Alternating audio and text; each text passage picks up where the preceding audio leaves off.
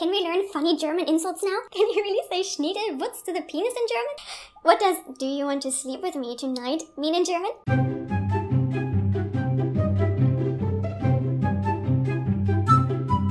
Hey Rabbits, Trixie here, and maybe you didn't know that, but I've worked as a German teacher for many students already. Please don't get me wrong with this video. In 99% of the cases, I really love being a German teacher. I'm currently teaching Eric and we're having a lot of fun and I really enjoy helping him.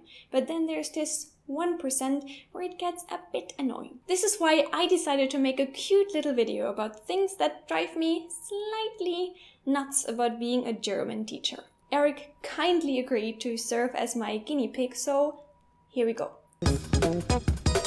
I have a question. I saw a car this morning and I wanted to know, what does Teppichverlegungs- und Reinigungsdienst mean? Teppichverlegungs- und Reinigungsdienst. I really don't think that you need to know that right now. What about the normal vocabulary, like the cat, the dog, today, yesterday? To be? This is the first thing that came to my mind because Eric is really ambitious to learn everything he sees. So if he spots a new word, he always asks me, what does this mean? What does that mean? What's this? Explain that. And sometimes it gets so exotic that you just have to say, sorry Eric, let's slow it down a bit and learn something else before we get to that. And that's what I've told you. You say, ich umarme den Mann because... You know what? Can you explain that in German to me? Okay. Hier musst du ich umarme den Mann sagen, weil... What does weil mean? It means because. Also, du musst den Mann sagen, weil in diesem Fall... Wait, but what does Fall mean? It means in this case.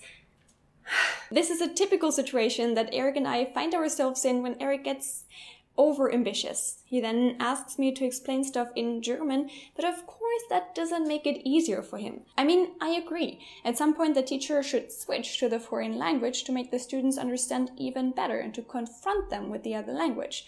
But then there are some matters that just need to be understood, and to talk in the foreign language, explaining these matters, sometimes makes it slightly too difficult, and then you're not sure if the student got something that's really, really important.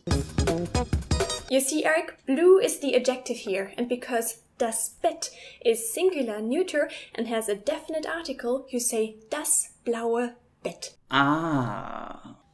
Did you understand? Yeah. Eric, don't lie to me. No. Can you explain it again? That's something that must apply to every teacher in the world. At some point, with a bit of practice, you get the eyes. And you're able to tell whether or not a student got something you just explained to him. They may try to fool you because it's just difficult to admit that you didn't get something. It makes you seem stupid even if you're not. But normally your teacher notices that. So you understand? In this sentence, to go is the verb. Excuse me, but what is a verb again? A verb describes an activity. You know, to go, to swim, to sleep, to eat. Oh, so for example, awesome is a verb as well. No, awesome is a... But you said it describes an activity. An activity can be awesome, unless it's learning German with you. I've heard that. This point is something that is actually pretty much my mistake as a teacher, because sometimes I simply forget that others may not be that in love with linguistic terms like I am. Verbs, adjectives, dative, accusative, nominative, present tense, simple past, present progressive, plusquamperfekt. I may know all of these terms because I've learned them during years of practice as a teacher, but they may not. And sometimes I find myself explaining and explaining with all these beautiful words and my students are just like... And that's not because they are stupid and I'm the smart one. It's just that I make the mistake of using a language they don't understand. A teacher language, a book language. And then I have to remind myself to talk in a daily life way. How do you say scientists claim that it looks like the museum could have been built there? But Eric, that's super complicated. Can we maybe stick to the present tense first? But that's what it says in my favorite book. It would motivate me a lot if I would learn this sentence in German. Okay. Wissenschaftler behaupten, es sähe danach aus, dass das Museum dort gebaut worden sein könnte. Gebaut, sein, könnt, worden? That's horrible. I told you.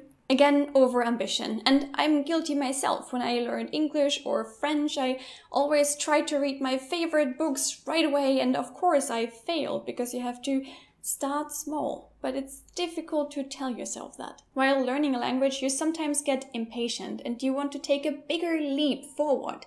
You want to try something that is most likely too hard for you, but still you want to see the challenge. You want to try your luck. And yeah, this can be refreshing because it's something new and you can see where you want to go to. You want to be able to read that book at some point, and when you are there, you know, I came this long way to be here. But it can also be pretty frustrating, and this is where the teacher has to intervene and give hope and motivation back to the student.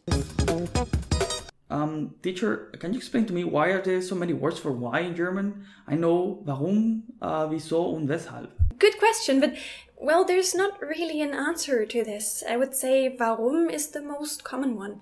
Warum? Basically, they all mean the same, but maybe weshalb is a bit more formal. Wieso? I really cannot tell you more. There's a lot of variety in the German language. It's beautiful, a lot of synonyms. Alright.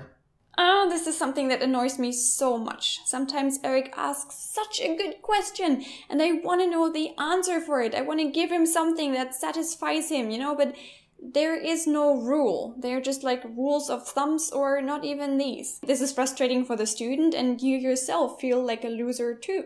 Because what is worse as a teacher than saying, I don't know. Okay, rabbits, thank you so much for watching this little video with me. You learned something about me again, like how I work as a teacher, what annoys me a little bit. Please don't take this as an offense or something. Being a student is as difficult as being a teacher.